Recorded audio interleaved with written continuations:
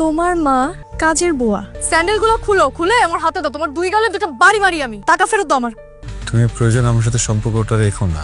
আরো বাজে কিছু বলতে ইচ্ছে করলে বলতে পারো। টাকাটা খুবই দরকার, বুঝছো? মনে করো ভিক্ষা দিচ্ছ, কেউ তো ভিক্ষা ফেরত দেয় না, তাই না? যা দিলাম ভিক্ষা। আর যেন কখনো আমার ত্রিসীমানাও তোমাকে না দেখি।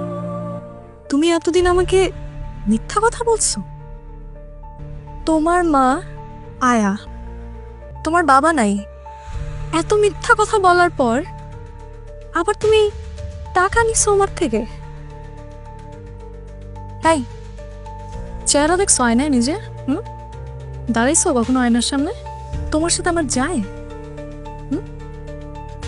মানে বাস্তবতা বলতে তো একটা জিনিস থাকে, তাই না? রিয়েলিটি শব্দটা শুনছো কখনো?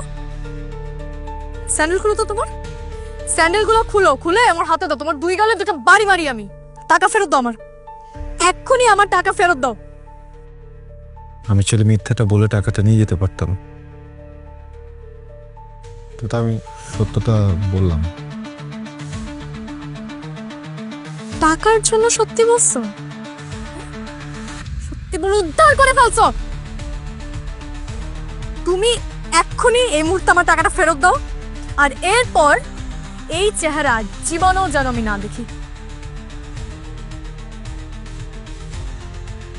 মিমি, তুমি প্রয়োজন আমার সাথে সম্পর্কটা রেখো না।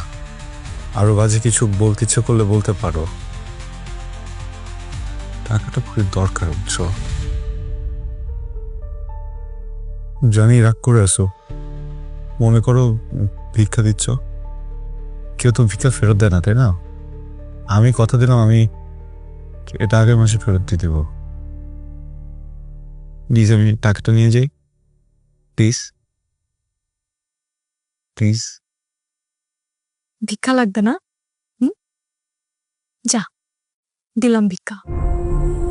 এই টাকা তুই রাখ। আর যেন কখনো আমার ত্রিসীমানাও তোমাকে না দেখি। হ্যাঁ কোথাকার।